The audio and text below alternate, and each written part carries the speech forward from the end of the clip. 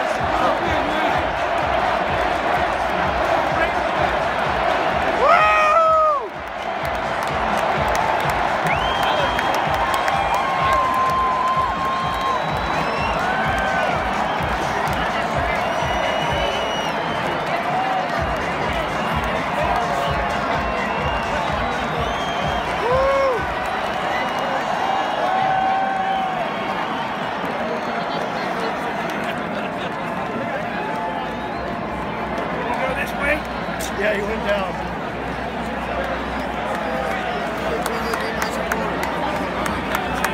Oh, yeah, baby. We did it! We did it! We did it! We did it! We did it! We did it! We did it! We did it! We did it! Woo!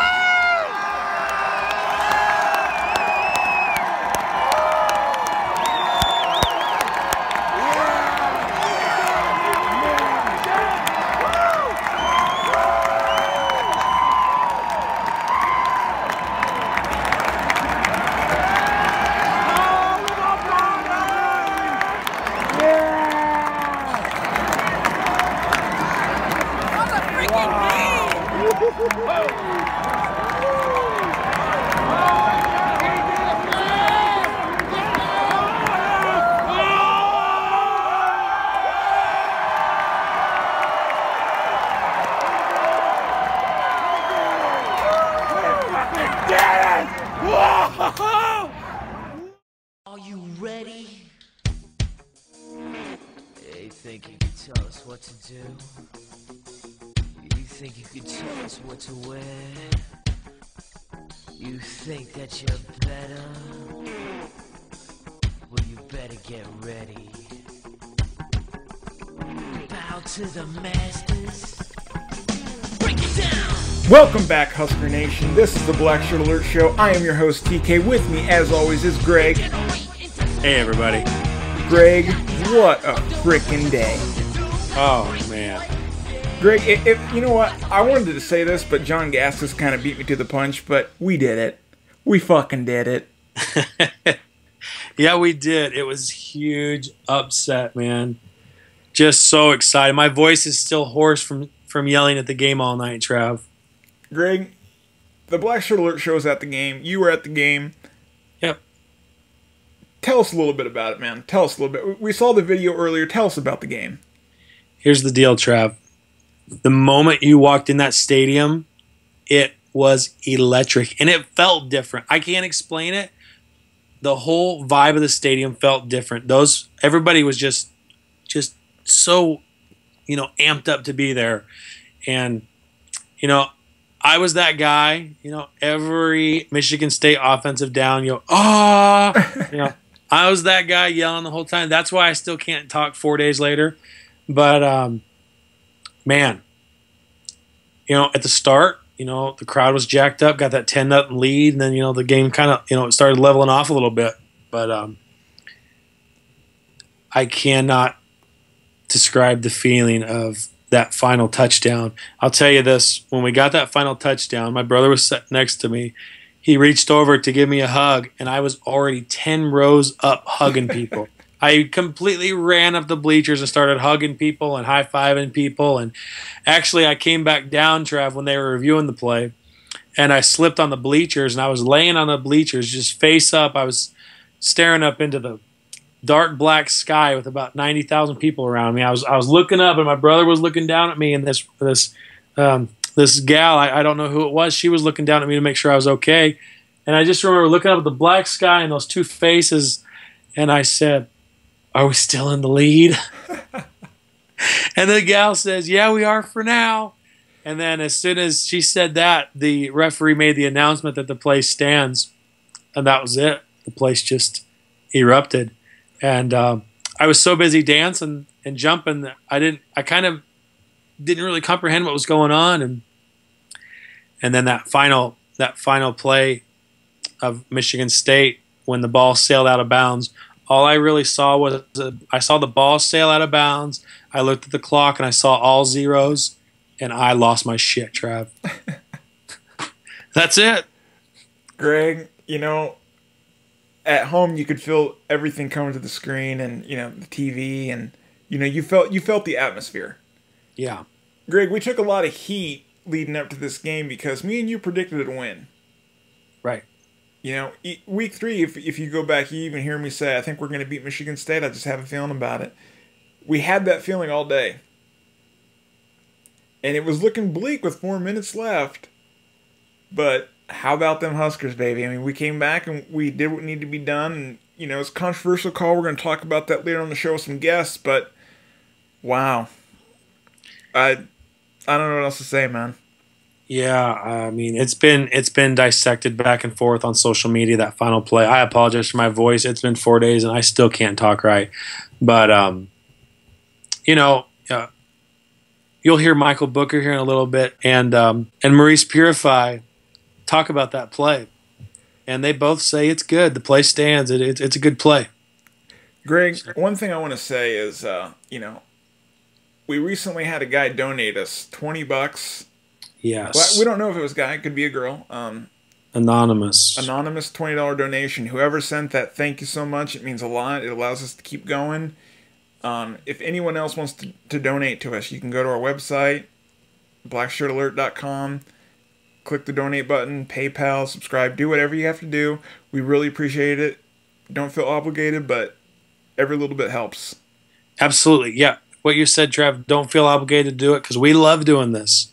This is not our full-time job. We're doing this for the fans. So if you want to throw us a buck or two, it's easy to do on our website. And, we super appreciate it. Greg, Jordan Westerkamp, everyone talks about Brendan Riley's, game-winning catch and everything, but Jordan Westerkamp, warrior all day long. The guy was money. Yeah, he took some hard licks, absolutely. Yeah. Those two crucial catches, with under a minute left, 92 yards to go. Those, he came up huge, man. Came up huge, and, I feel bad that the kid got banged around so much, but Boy, what a feeling! What a feeling! And to see the stadium like that, and social media's kind of been talking about those few that left early, and you got to think that they feel like idiots right now. Well, I can't remember which player it was that said it, Trav, at the post-game press conference, but he said, man, I feel sorry for those people that left early, but I'm sure they had better things to do. So. Yeah, that was Brendan Riley, actually. And was it? Yeah. Rightfully so. We're going to talk a little bit about fan support with Book, because first time we had him on, we asked him, Book, what can you tell us about, us not winning a conference championship since '99? He says, that doesn't really shock me as much as just fan support. And Greg, I think me and you both can agree that, fan support has it hasn't been the greatest. I mean, it's still great, but it hasn't been the greatest that it used to. And, like he said, a lot of that was because they were just winning. Right. Now, I asked a couple of the radio guys this question this week, Trav, and let me ask you this.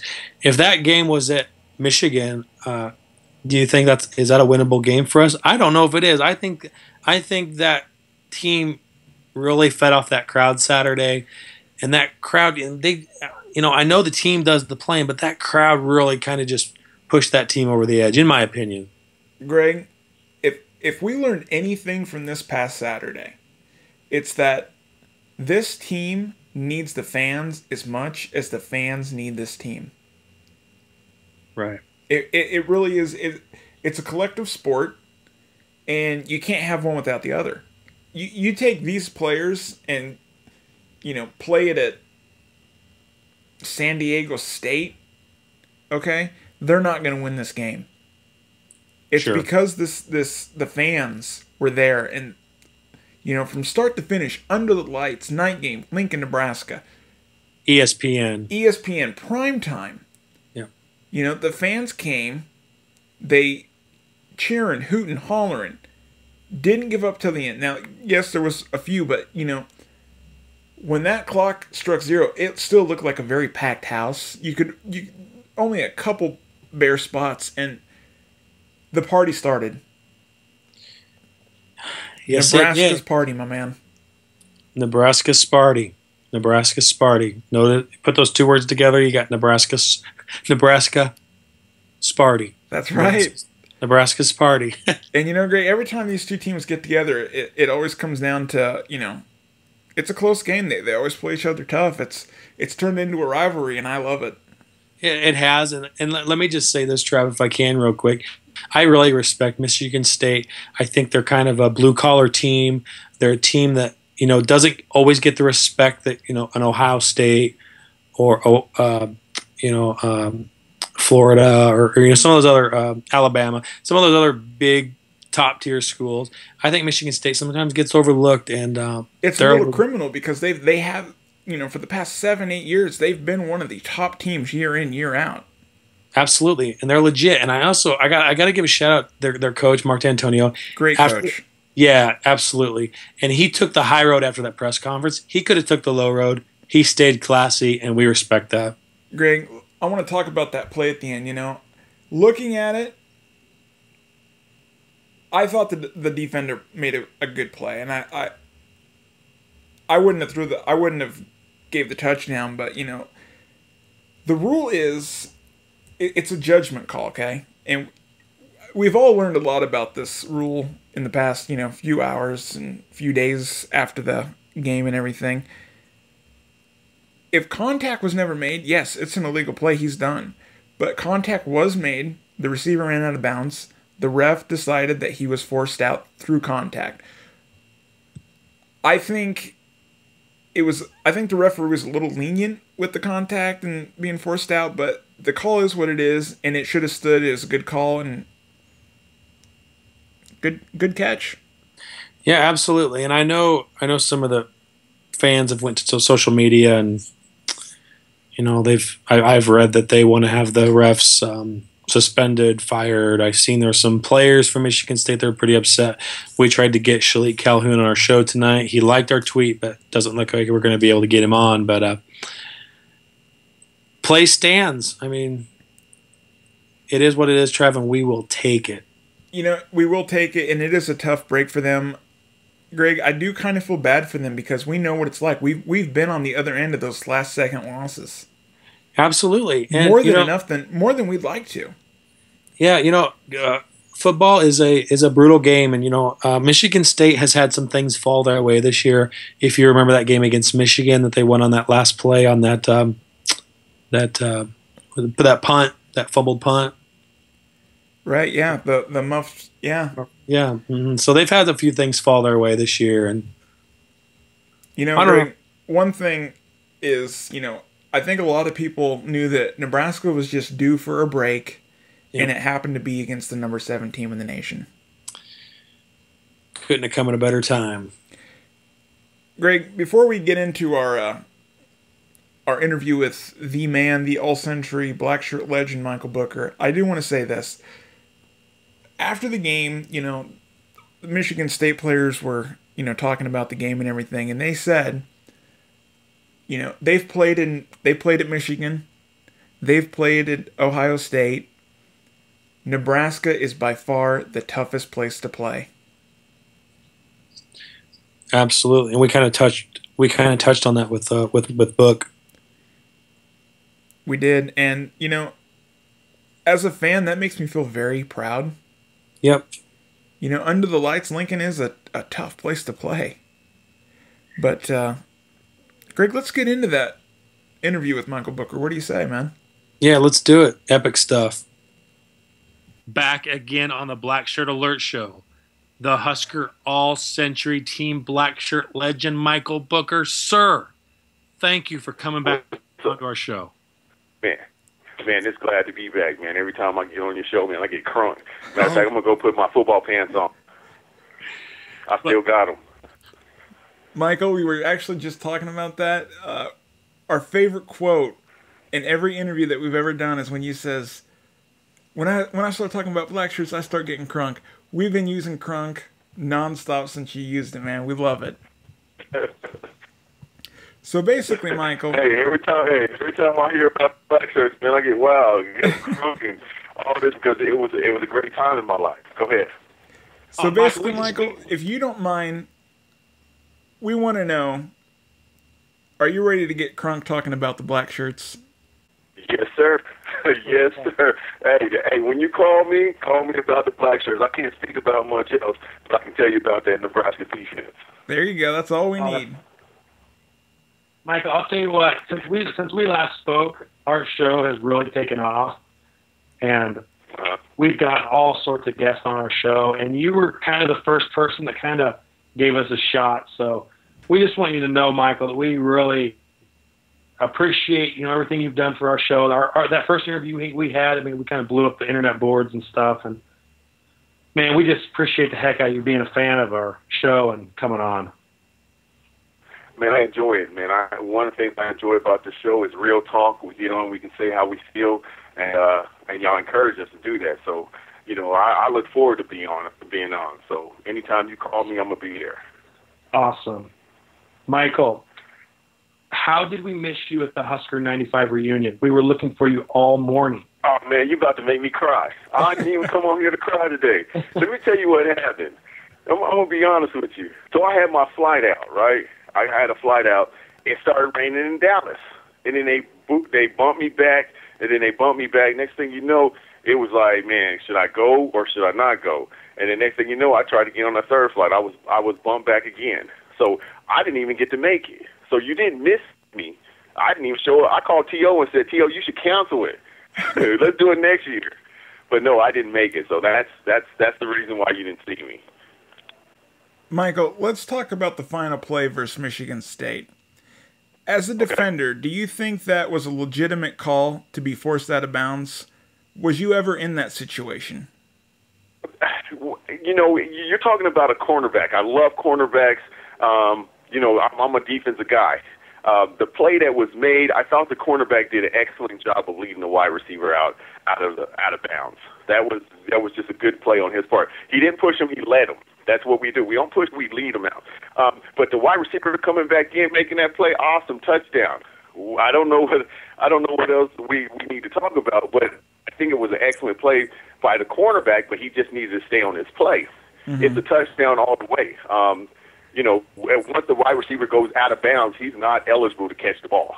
Right. But if he's pushed out of bounds, he can always come back in. So what I'm looking at is a touchdown. He was led out of bounds. He came back in, caught the ball, TD. Michael, when defenses use that sideline kind of as like another defender on the field, is it fair for receivers to fight so hard to stay in bounds?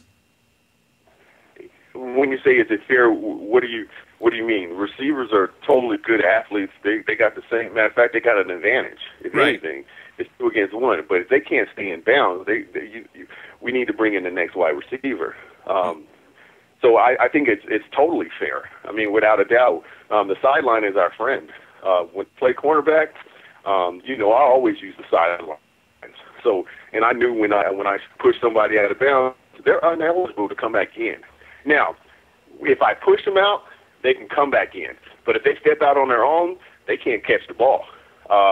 He was led out of bounds. The wide receiver was led out of bounds. So as he's been led out of bounds, he still can come back because he pushed him out. That's my understanding. So it was a touchdown all the way. Matter of fact, so that was definitely a touchdown. Michael, did you ever have a situation kind of similar to that? Can you recall anything?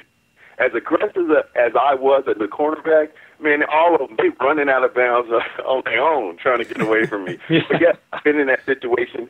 I didn't experience a lot of, not to brag or boast, but I didn't spend a lot of time with wide receivers catching the ball on me, regardless if they were running out of bounds or not.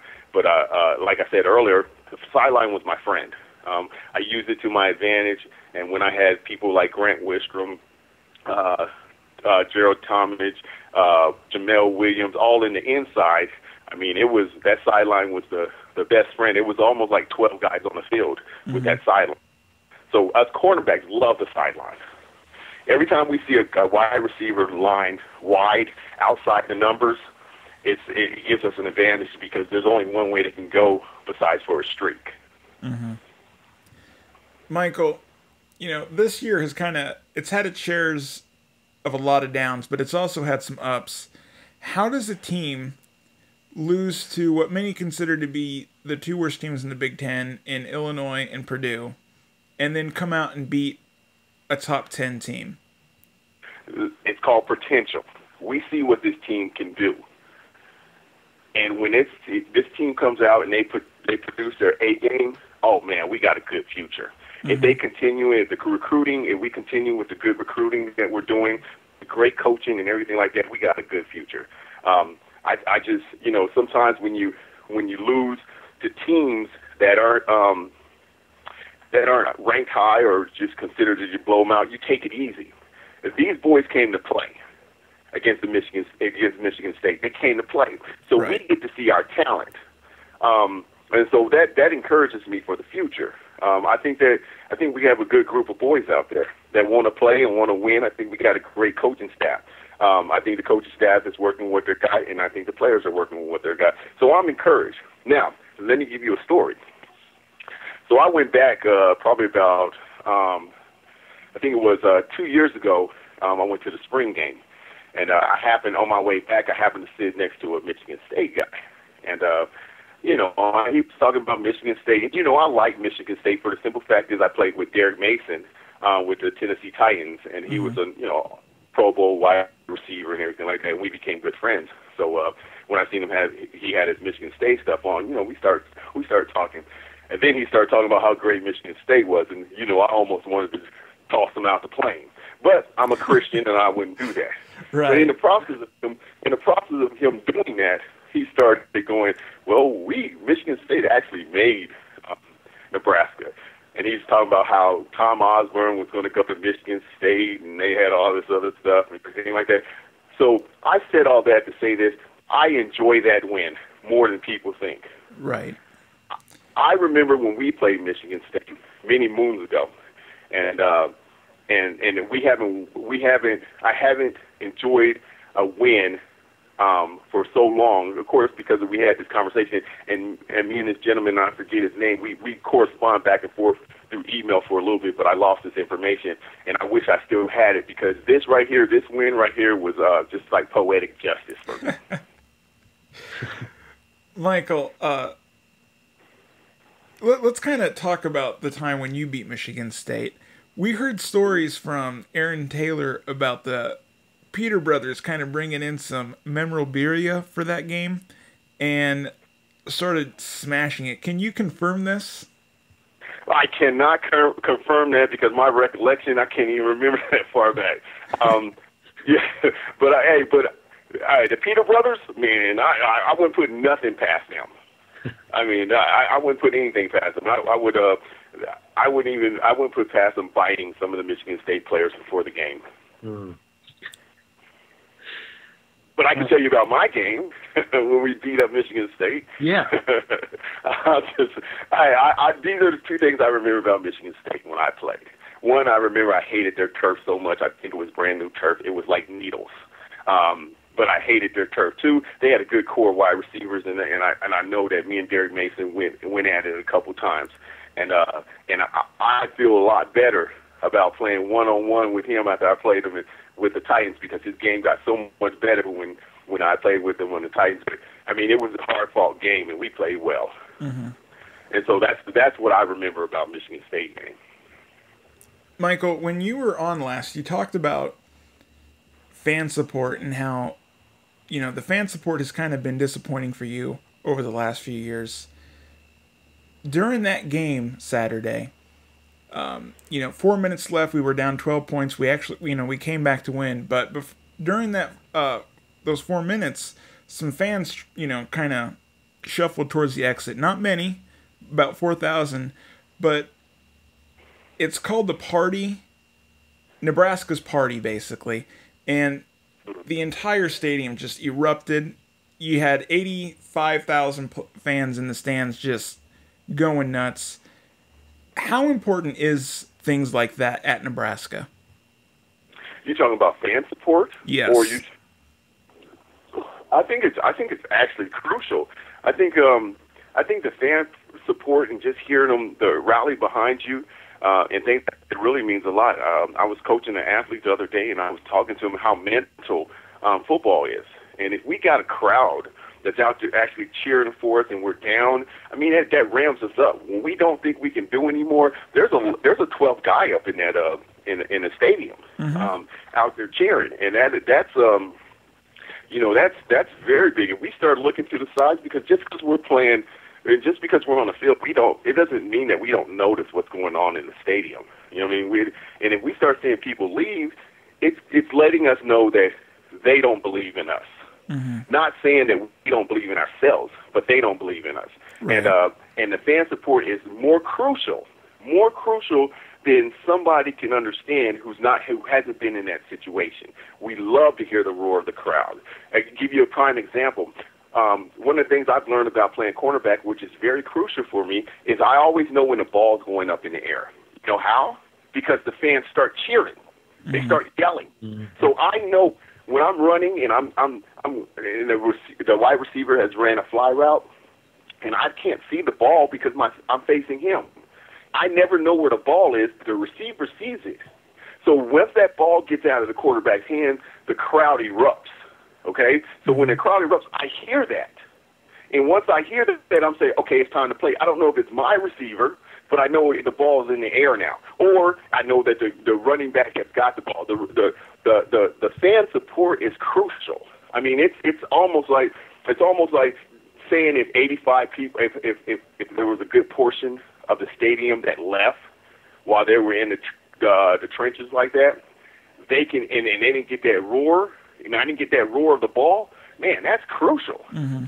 I mean, it might, if it's a light roar, I'm thinking somebody got tackled. But if it's a loud roar, I know the ball's in the air. I know it's coming down. So Nebraska, and when I say this, and I'm not saying this just to say it, I'm not saying it because, that I like Nebraska fans, which I do. But the reason I like and I enjoy the Nebraska history that I have is because of the fan support. I have a very great quote that I get quoted on many a times. It talks about Michael Booker says, first round draft pick, just got a check just signed a contract for $9 million, and it's probably three months after that they asked me a couple of questions. I said, I told them I love playing college ball more than I love playing NFL ball. Mm-hmm. And they ate me up in the papers. Man, they ate me up. And one of the reasons that I enjoy playing college ball so much is because of the fan support. Right. The fan support. I enjoyed the team and I enjoyed winning, but it was like I was playing around a group of people that genuinely cared about their athletes. And you know, we're in a different era now, and of course it's a different game, and you know that we're not winning as much. But it doesn't take much to sit there and root your team on win, lose, or indifferent. And so I think that any of the bashing or anything, don't get it wrong. Don't get it wrong. And so let's just make it correct. You are allowed to say this team ain't doing that good. Mm-hmm. You know what I mean? You're allowed to say, you know, whatever you want. That's your right. You know, it's right for you to, you know, and second guess any plays or the coaching and everything like that. But when it affects morale, when it affects camaraderie, when it affects things that's going to get these young boys out there to play hard the next week, I think it's unnecessary. And I think that anybody that does that, especially at Nebraska, I mean, I think they should be thrown out of the stadium, and they should be their tickets should be revoked for a year. Mm-hmm. And the only reason I say that is because we rant and rave about how good the fans are, and that's something when I talk to anybody about Nebraska football, that is one of the things that come up. And I have a big part of Nebraska, a big part of my heart. I ain't never going back there to live. Y'all freezing right now. It was sunny in Dallas, so I ain't never going back there to live. But I enjoy it. You know what I mean? I enjoy the people. I enjoy the support. I enjoy all of the things. And it kind of hurts me. There are a couple of Facebook pages that I look at, and I befriended a couple people, matter of fact, also, because I didn't know if they were really Nebraska fans or not. At the end of the day, these are young boys. I mean, these are boys out there, and I remember when I was that age, and I made a bad play. You know what I mean? Last thing I want to do is get jumped on by some adults that probably never stepped on the field in their life and don't understand how things work.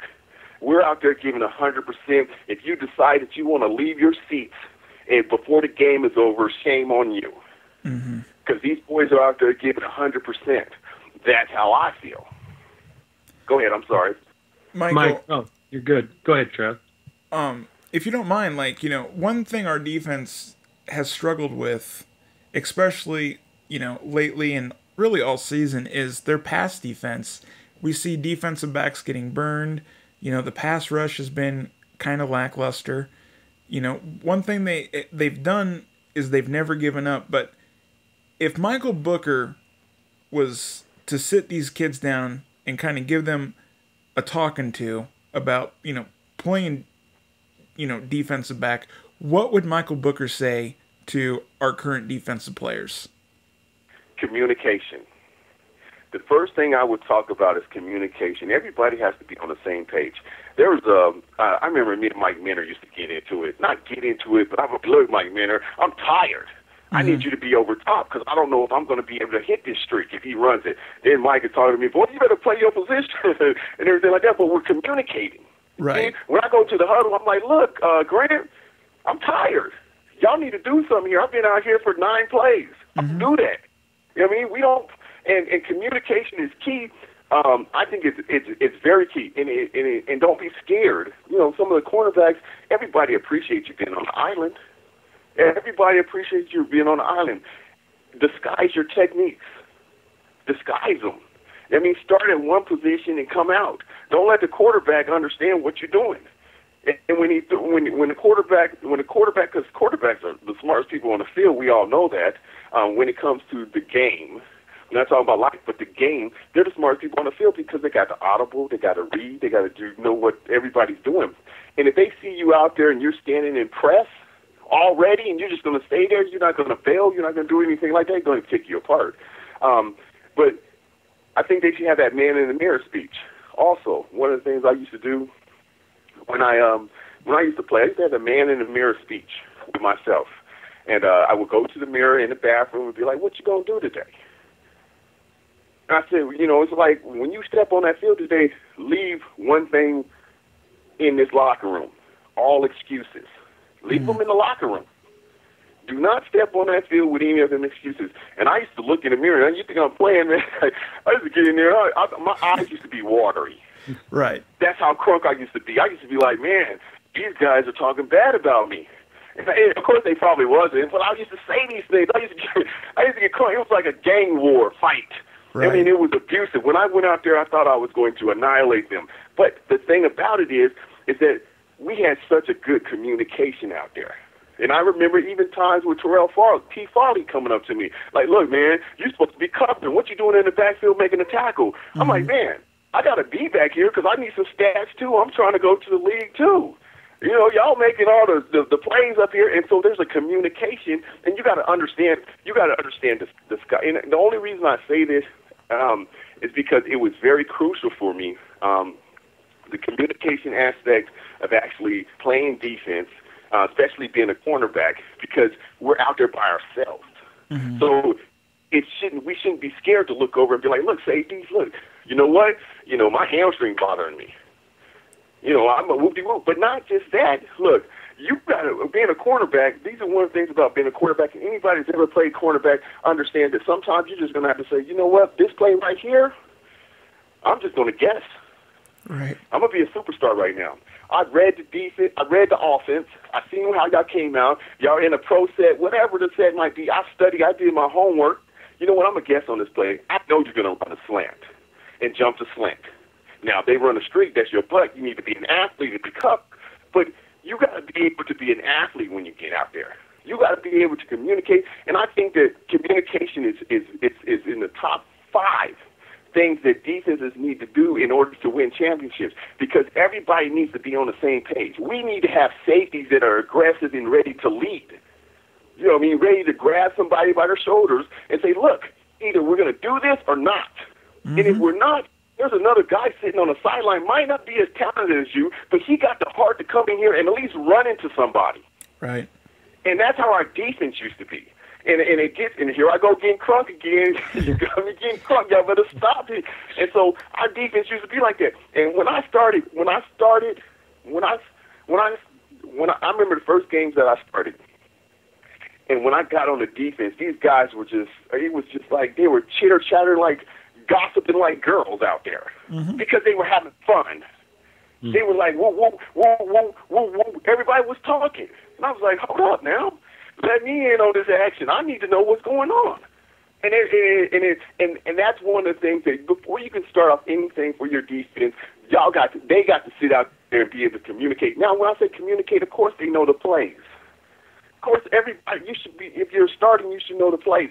But you need to be able to go out there and say, look, safety, you know what? You're doing good today, man. Let's get over here. Hey, why don't you roll a little bit back left?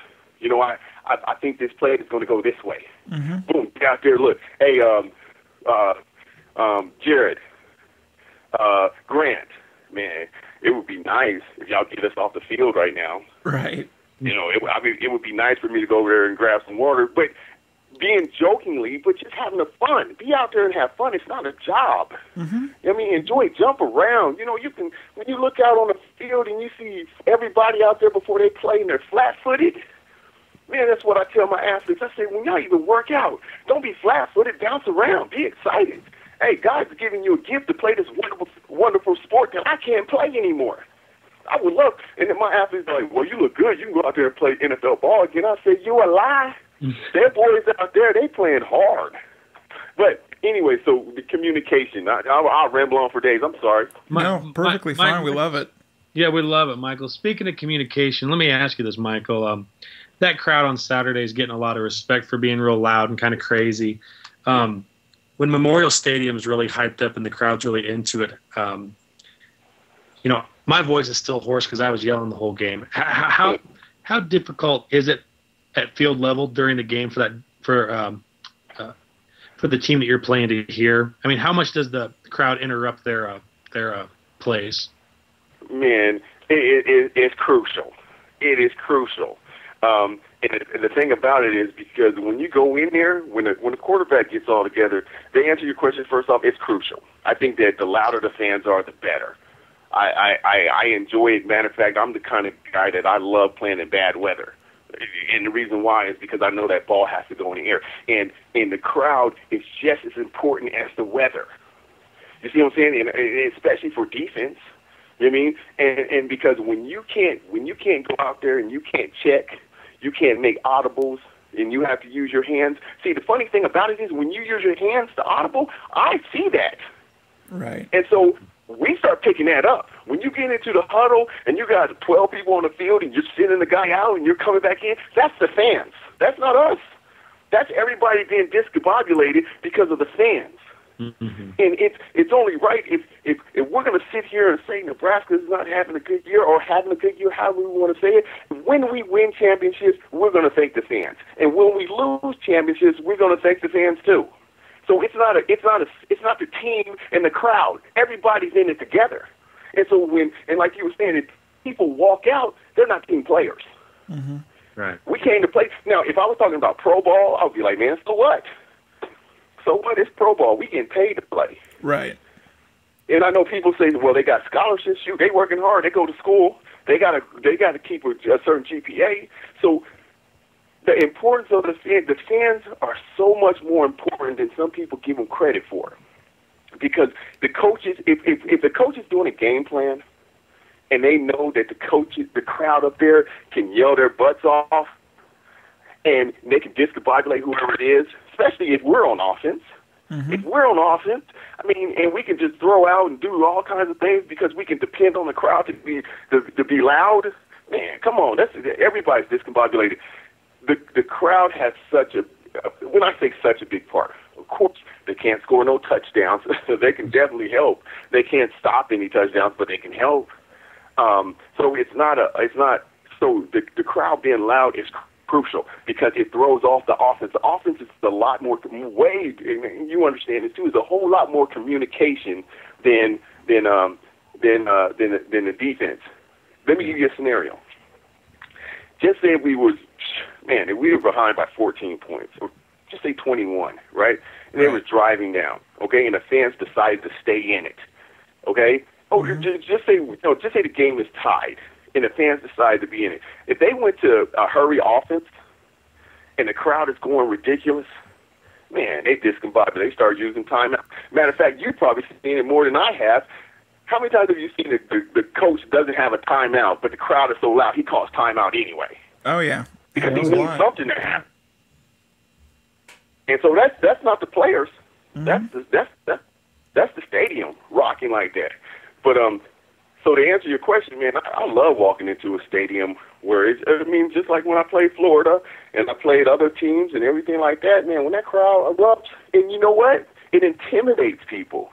Yeah. And it also, with the crowd roaring like that, it builds us up. It gives us confidence. It's like, okay, they believe in us. Now, we believe in ourselves. Of course, we highly tuned athletes there, but there's nothing wrong. You could say, just for instance, we all have this who all is married. We're like, man, you walk out the house and I'm looking good today. I'm looking real good. And let your wife tell you look good. And you're like, whoa, I really look good. You see what I'm saying? And that's that confidence builder. And confidence and that support goes a long way. And I hate to get so rowdy and crunk and everything like that because I talk to these athletes all the time. I'm like, man, we need everything we can get to win this game. Now, of course, our talent is going to go our talent is going to go 90% of the way, but we never know which way the ball is going to bounce. Right. And that's a good thing in football is that you never know which way the ball is going to bounce. And if that ball bounces your way because of the crowd, man, now you up. Michael, one of the Michigan State linebackers, after the game said, he's played at Michigan, he's played at the Big House, he's played at, Ohio State, the Shoe. He said, Saturday night in Lincoln under the lights was by far the toughest place that they have ever had to play. They have never heard a crowd that loud and that passionate from start to finish, other than, the select few that left, but that's just a testimony to how really important fan support, crowd support really is, especially at a place like Lincoln. Yeah, And I'm in 100% agreement with you. I'm going to say something that's funny too. Watch this. the cheerleaders or something. The rally of the troops. I mean, shoot, that's what cheerleaders are for. Right. I mean, cheerleaders are out there to rally up the troops. And when I say the troops, I'm talking about the stadium. And I'm not saying that just them, you know, a guy on the field can wave his arms up and get everybody crunk and everything like that. But that is so, what this young man said, that is so, that should make all Nebraska fans stick their chest out. Because collectively, 1,000 people couldn't do that. 20,000 probably couldn't even do it. So it's a collective unit of people under agreement that if our boys are going to lose, they're not going to lose because we wasn't loud enough. I can promise you that. And that's when we're not faring out that well. When they walked in there, they should have everything they have to blow that stadium apart. And that's and that's Nebraska. Whether rain, sleet, or snow, wind, or go, that's what they need to be doing. They need to be, and of course, I had the luxury of dealing with that all the time. You know what I mean? And I used to hate playing at it. You know, I used to hate playing away games because when we ran into the stadium, I was like, "Where are my people at? Where are my people at?" And then I get back home and I'm like, "Okay, here y'all are. There y'all are. We good now." Right. But, you know, I remember we lost to Arizona State. Man, you making me hurt myself, man. I'm talking about this game. And we lost to Arizona State, man. It was like I was playing in front of crickets. Oh. Well, when I say that we played Arizona State, it was in Arizona State. Right. But I didn't hear when, you know, there was no roar for us. You know what I mean? It was like playing in front of crickets. I was like, man, this is a bad feeling. I don't want to feel this no more. So I can appreciate fan support, and I say that not because I'm trying to be nice or I'm trying to be anything like that. Because if you know me, I love to be nice, but I'm never going to sugarcoat anything. That's just not how I live. I never want to be that person. But when I say that the importance of even on Facebook and even on these things and how these fans deal with these boys. These are boys. You see what I'm saying? Of course, they're young men, but I mean, it follows them. And of course, you know, we deal with some things mentally, preparing ourselves and prepping ourselves and things like that as athletes. But the last thing we want to do is get bashed by somebody with a Nebraska. And when I say bashed, I'm talking about if you read some of these things on Facebook, man, I want to drive to their house, man, put my equipment on, put my gear on, and run into them. But they have the right to say whatever they want to say. But don't call yourself a diehard Nebraska fan. Do not do that. Because Nebraska fans, you have the right to say, we had a bad game. Oh, golly, we had a bad. Oh, I don't know what the coach was thinking. Cool. Right. You have that right to do that. But when it comes derogatory and when it comes down beating the morale of the team, come on now. We all going to question the play. You'd be a fool not to. I'm sitting there watching the game. I remember I watched the Wisconsin game like 3 years ago. I was sitting there with my wife like, turn the TV off. Turn it off. I don't know what's going on here. I don't know. I need to call the coaches and try to figure out. But that's my right. I can say that. But I'm not going to go out there and bash one of the players. Right. I'm not going to sit there. I mean, if you got a cornerback out there that's not covering, we need to get together collectively and say, look, we need a new corner out there, a new cornerback. Yeah. Then we can say that. We have that right. But when we go in there and say he's no good, he sucks, and all this other stuff, the coach is making a crazy decision and things like that, you need to be thrown out the stadium. Now, football is different because them guys are out there, they're hired hands. They're hired to play. Right. You can say whatever you want to. Then these are grown men who signed a contract. These boys here, they're doing the best they can. They just came out their mama's house 30 seconds ago. Right. So, and you got me riled up because you know I don't even want to go. While one of the reasons I am riled up about it, I read this post and but anyways, so I'm sorry about that. What's going on there? Hey, you're completely fine. You got a question, Trav? No. Okay, Michael. Let me switch gears on you for a second. Here, ever since we had you on, few months back, our fans have been begging us to get you back on. And this is why, because, you know, you say the things that need to be said. You say the things that need to be said. You know, you say it like it is. Michael, can you tell us a story maybe that nobody's ever heard before? Maybe a locker room story, off the field type story at your time at Nebraska? You making me laugh because I got so many. Let me see which one is Christian enough to say. There you go. There you go. Let me try. Oh man. Oh, I got a good one. It's Jamel Williams. Let's talk about Jamel Williams. And I think I made a comment earlier, okay? And me and Jamel, you know, we're good friends, so I have a lot of stories about Jamel. And this is a football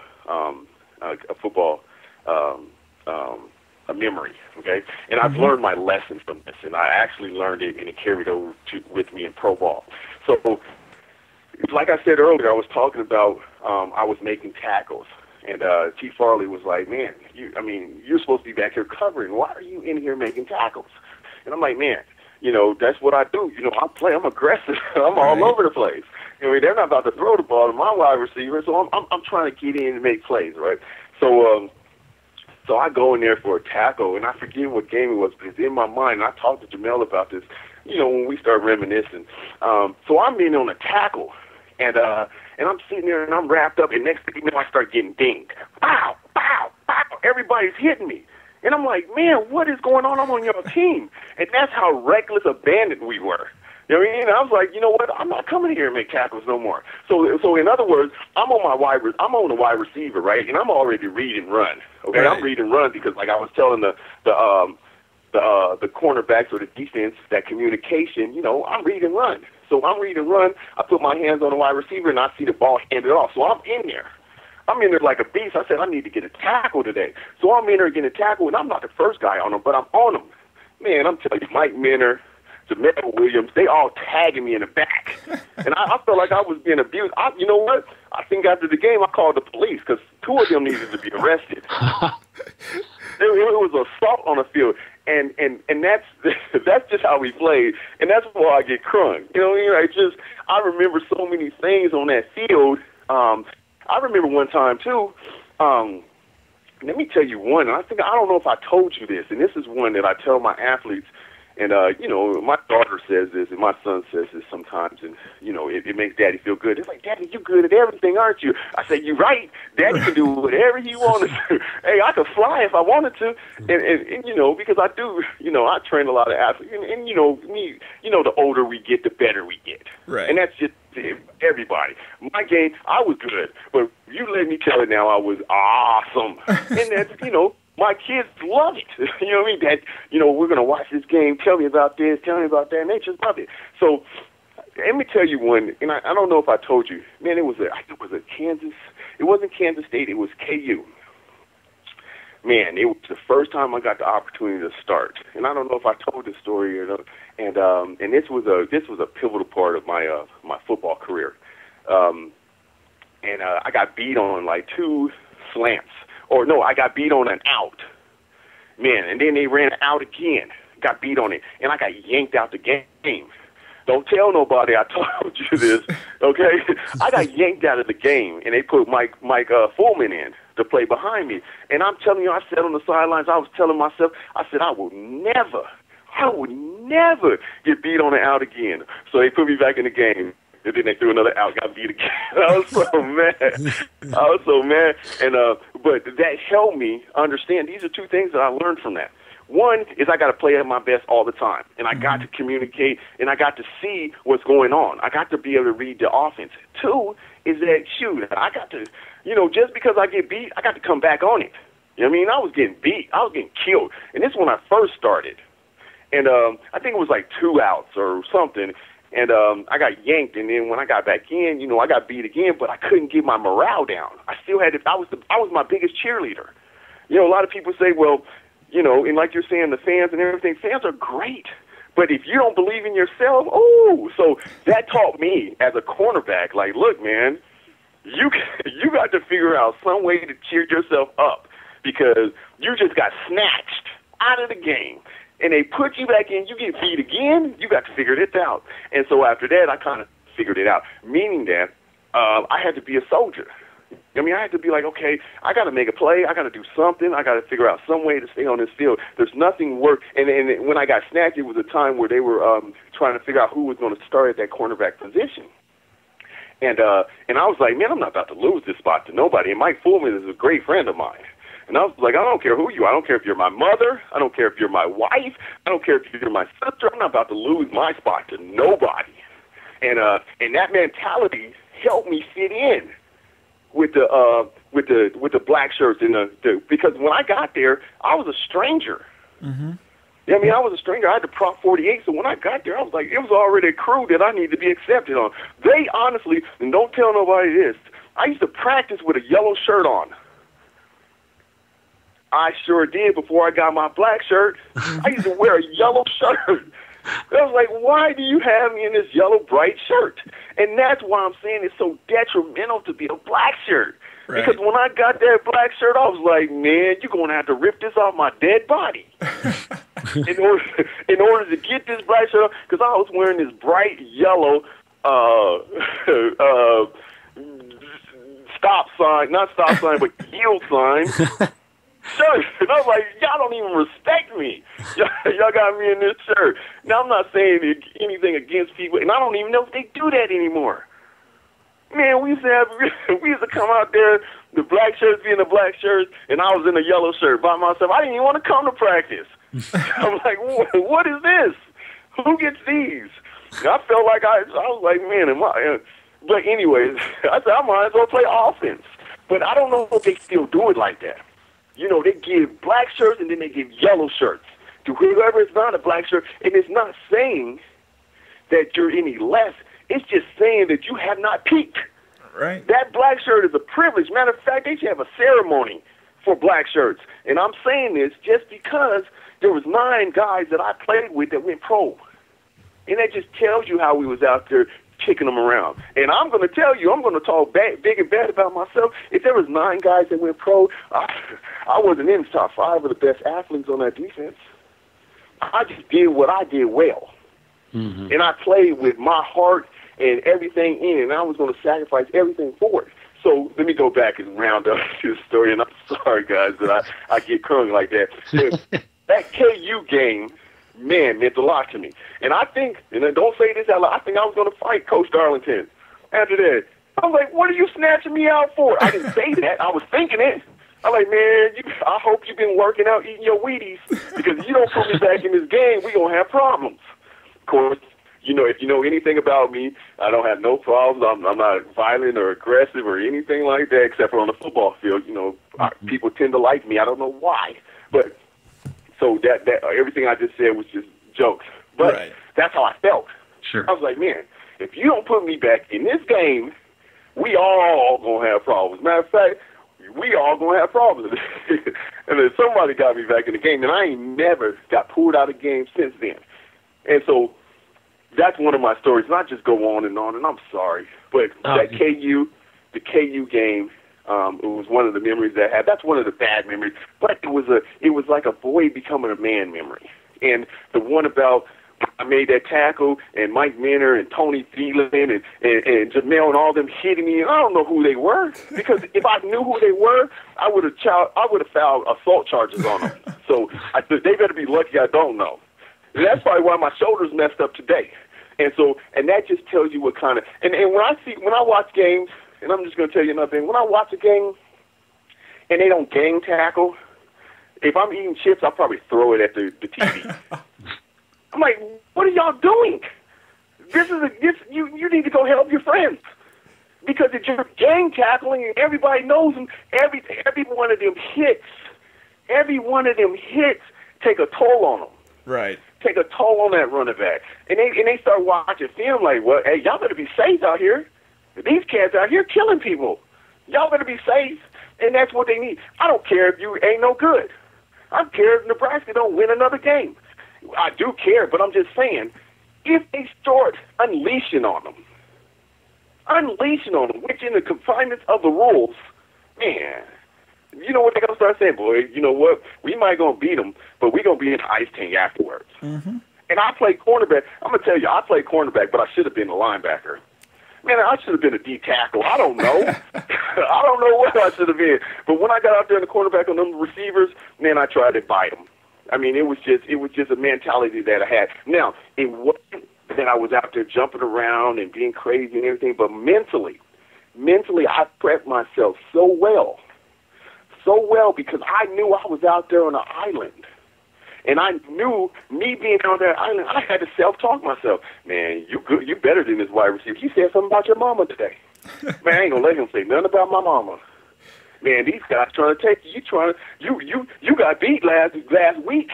They seen that film. They gonna come out here and try to do this, and I gotta say whatever I need to say to myself to get me riled up. And that's just, you know, I mean, any cornerback could tell you that we have to self-talk. Yeah, we have to self-talk because on that island, this is lonely.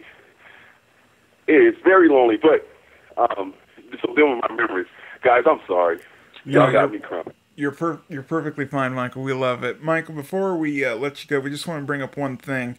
Last time we had you on the show, you were talking about how you wish that, you know, former black shirts like yourself come back, you know, and personally hand these new players that we have on defense, you know, black shirts, and tell them what it truly means to be a black shirt. We've recently started a campaign to have that added to the black shirt tradition. Is there any way that you can kind of advocate for that? Like, just kind of spread the word a little bit for us? When you say advocate for it, what do you mean? When you post it on Facebook, what do you mean by advocate? And then first, the answer to that question, yeah, I'm down to do whatever you want me to do. But what do you need me to do? Well, we created a petition, not really a petition, a campaign on our website where people can sign their name to it to let everybody know that they want the black shirts back. And we've had Adam Carricker sign it, and we would love to have Michael Booker sign our campaign to bring the black shirts back to Lincoln, so you guys can hand them out. Yeah, I'm sorry. One of the guys just walked into my fitness facility. He was going to work out. Go back in the last, you said you needed us to do what? Well, what we did on our website, we created this little campaign where people can sign their name to it, and it will show up on our wall on our webpage. You can check it out here when we get off. Mm-hmm. And everybody that signs it is basically saying that they want black shirt legends like yourself to come back to Lincoln and personally hand these black shirts out. We've had Adam Carricker. I'm with it. Go ahead. Can we get you to sign our campaign pledge? Man, I'm gonna sign it twice. Yes, yes, I'm gonna do that without a doubt. I think that's great. Let me tell you one thing about tradition, though. New people like to make their own traditions, and that's the sad thing about new coaching staffs. But there's one tradition that can't go, and they can get rid of I think they had the pipeline or something when I was there. We let it go. But the black shirt, I'm 100% favor of that. And then as soon as I get off the phone, I will definitely go to the website and actually take care of that. Cool. We'll send you a link. Michael, let me ask you this real quick. You've mentioned Terrell Farley a few times in this interview. Terrell Farley's he's a friend of our show. We've had him on a couple of times. We love Terrell. Can you just kind of quickly tell us about Terrell as a teammate? Man, T. Farley, let me tell you, I remember when this cat came all small, and I'm playing linebacker here. No, you're not. You're not at the University of Nebraska. You need to play somewhere else. And then this cat got on the field. I was like, oops, this boy can play ball. T. Farley, one of them cats that, he's real. He's a good friend, and I enjoy calling him friend.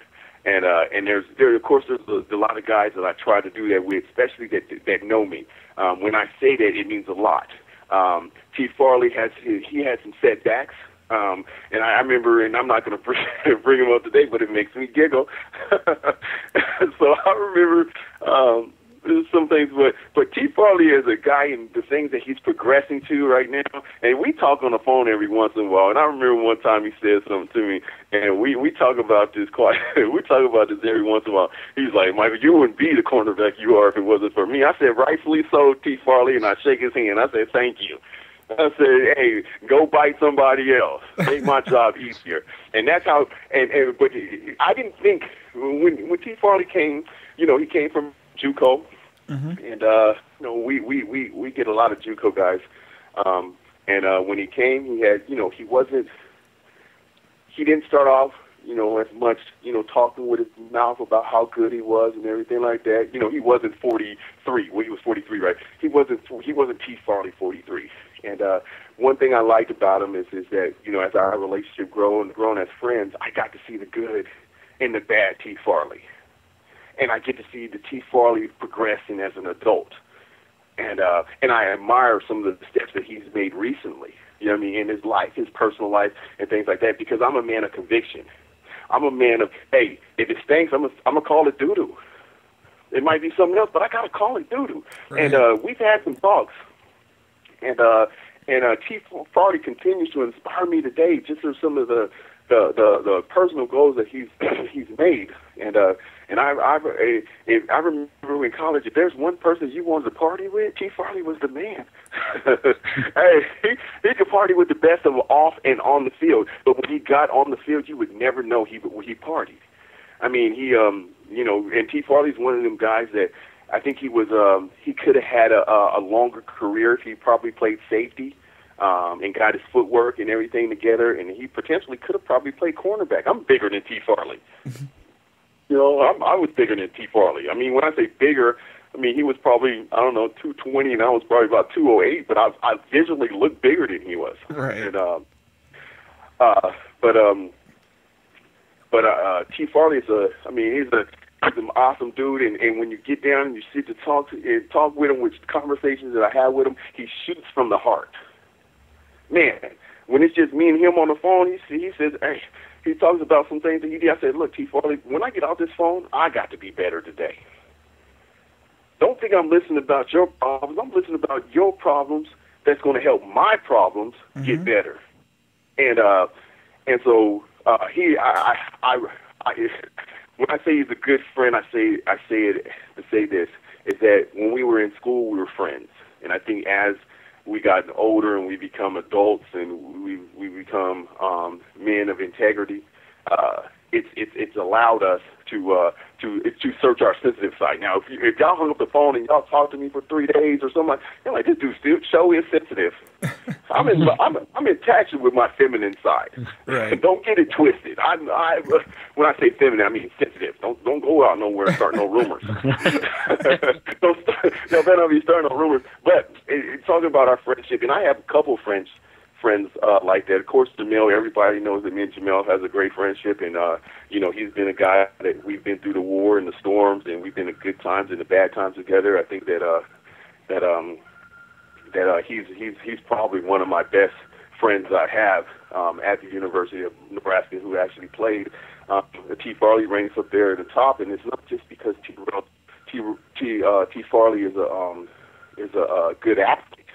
I mean, he's never going to score. He's never going to make a sack again. He's never going to score a touchdown, interception, or run anything back. It's just the fact that this boy has developed into a man. And when I say him as a boy, I'm talking about me too. When I was a boy, I mean, a lot of people, I didn't get in no trouble. I didn't do anything bad, but I was a wreck. You know, I was wretched. And so that's why sometimes I get frustrated about these adults or these even kids that have never played at the level that some of these athletes are playing today. That's why I get a little bothered. Right. Because guys, I mean, let me see a guy not giving 100%. You ain't got to worry what talent is. I'm going to come out there and get a flag and pull them off myself.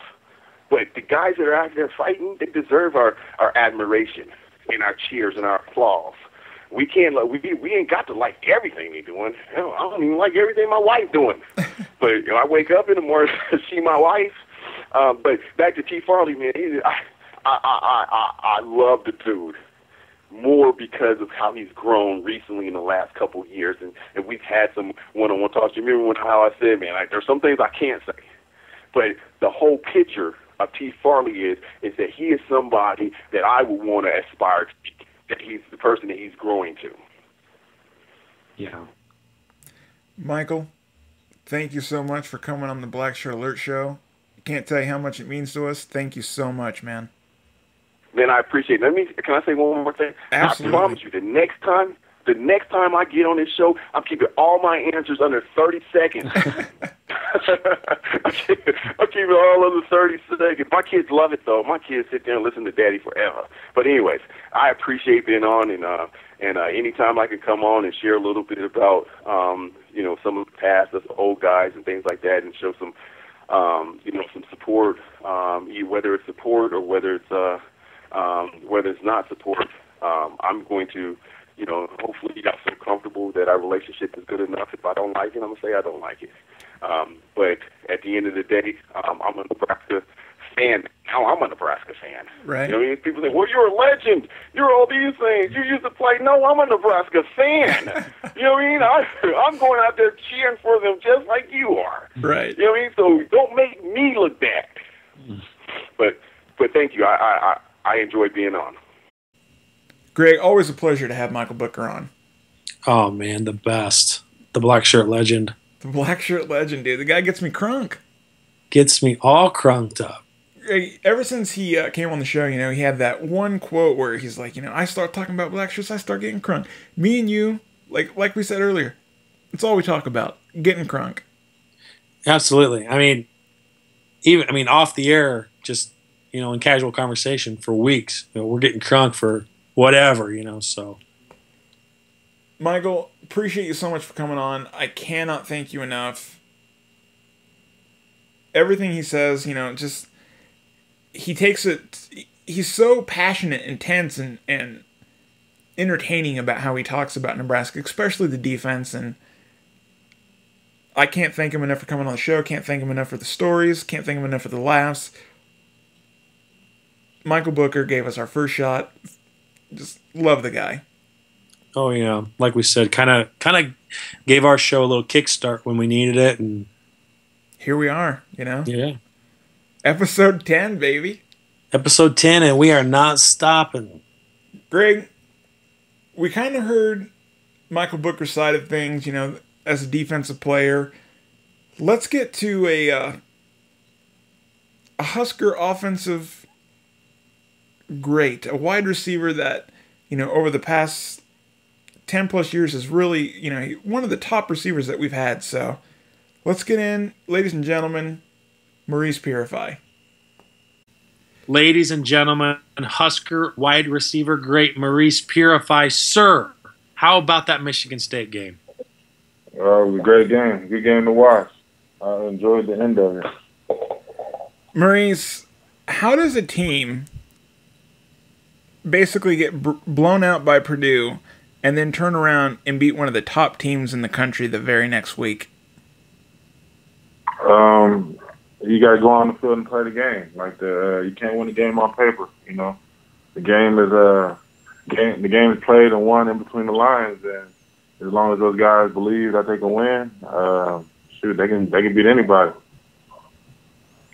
Yeah, Maurice, that game came down to that last play.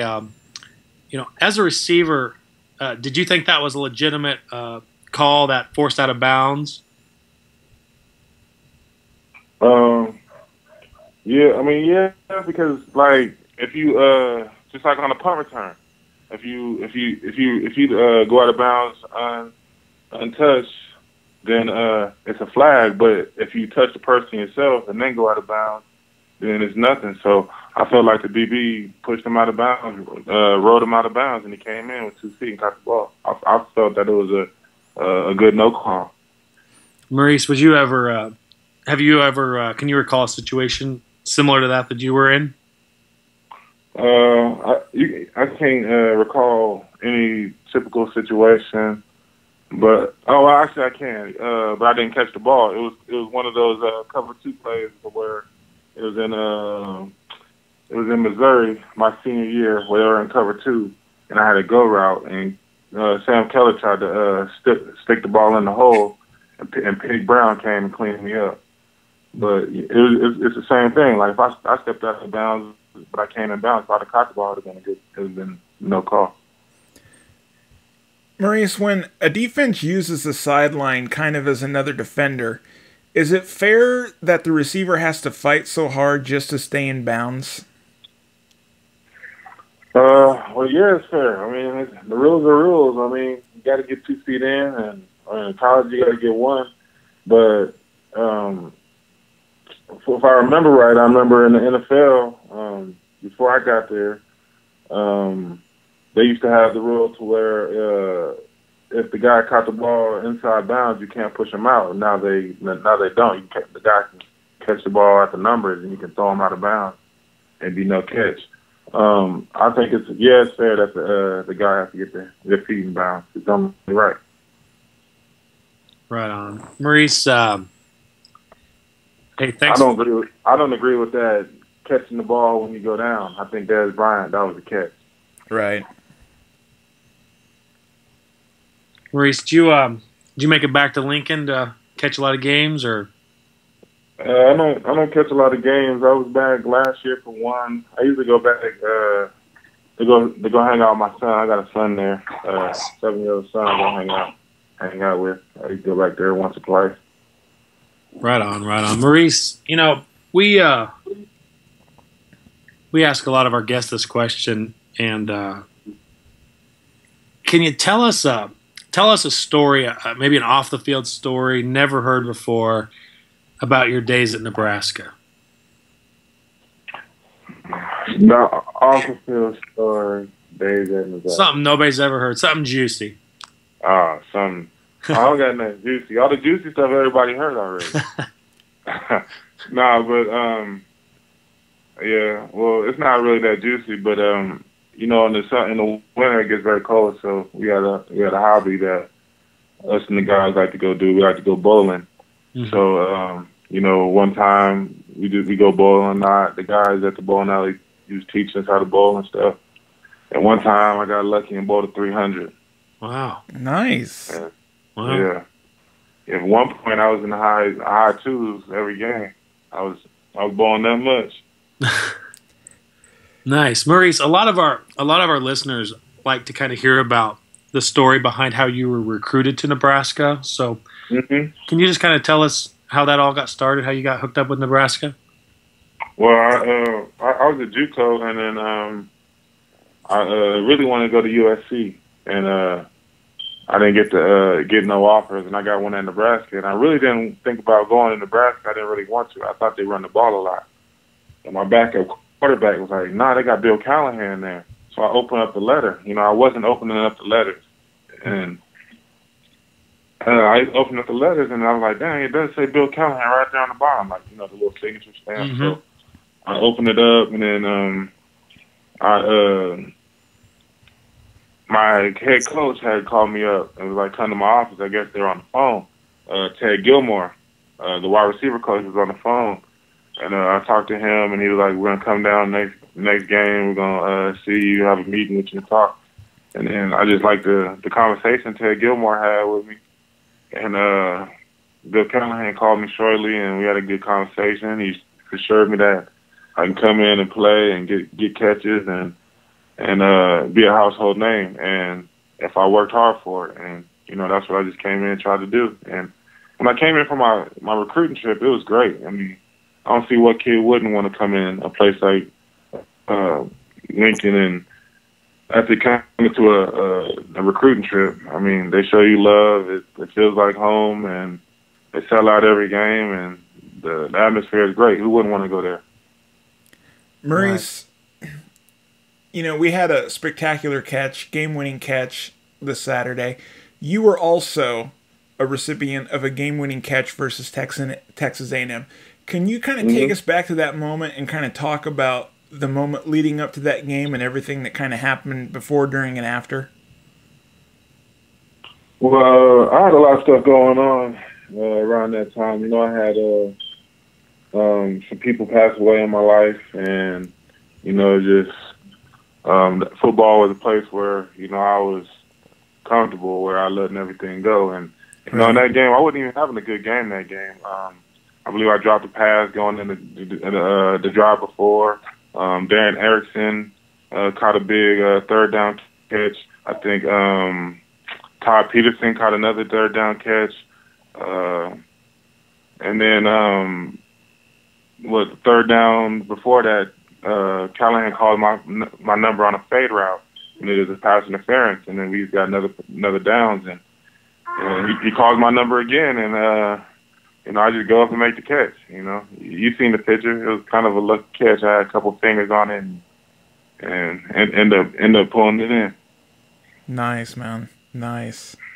Maurice, there was this past Saturday, there was a lot of people that Nebraska's trying to recruit at the game. When you first came to Lincoln, was you kind of surprised by the level of intensity here in Lincoln, and the fans and everything? When I came here, I didn't know what to think. I'm from a small town in Eureka, and then I moved to San Francisco, and then I come to, Lincoln, Nebraska. I was kind of didn't know what to think. At first, I was kind of thinking it was going to be not as good as I thought it was going to be. You're going into like Lincoln, Nebraska. What's going on in Lincoln, Nebraska? And you get there, and it's like all these people. It's kind of like the NFL game. Like people, that's all they got there. So coming in Lincoln, Nebraska, I was just hoping for the best, and it happened. I mean, I didn't really know what to think coming here, coming to Nebraska. Right on, Maurice. Trav, you got anything else for Maurice? Maurice, just one last question. For any potential recruit that could be listening to the show, is there anything that you can tell them to kind of tell them a little bit about, what it's like to play for Nebraska and the fans? It's a great place to play. Being on that field is like no other. Like, I've seen a person come out the tunnel, walk, and throw up. Like, it's that much emotion coming out on that field. You feel so much love from the fans. It's a great place. What I would say is, do not get in trouble. Stay out of trouble. Get your education, and that'd be the best way to do it. I mean, staying out of trouble seems like nowadays is the hardest part to do than playing on the field. So, just stay out of trouble and get your education. Awesome. Epic stuff. Ladies and gentlemen, Husker wide receiver great Maurice Purify. Sir, thank you for coming on to the Blackshirt Alert Show tonight. Yeah, thanks for having me. No problem. Anytime. Greg, Maurice Purify, first time on the show. Only had him on for a few minutes, but what a guy. What a guy. It's great to talk to Maurice. And, we love getting the perspective, the defensive perspective and the offensive perspective of that play. So, really, Maurice Purify, he really echoed everything Book said, you got to fight. You got to fight to stay in bounds. And it's still a questionable call, but, it's tough for the defense to go when it's really 2-on-1. Sure. Greg, we've had a long show, long interviews. We got Rutgers coming into town. You got to wonder if this team can keep the momentum, because we kind of thought that they were turning the corner after the Minnesota game, and they fell off big time. Right. Do you foresee that happening this coming weekend?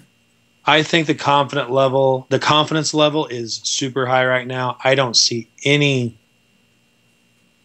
reason why we cannot win this game. I'm a little hesitant, but at the same time, I see the team, and I think they now realize what they're capable of. I think they want to go out and they want to play hard these next two games. And, Greg, I think they just want to bust out 2 more wins, go out on a high note. You beat an undefeated Michigan State. You got a chance to possibly beat another undefeated team in about 3 weeks with Iowa. Yeah. So, Greg, I got Nebraska winning by 12.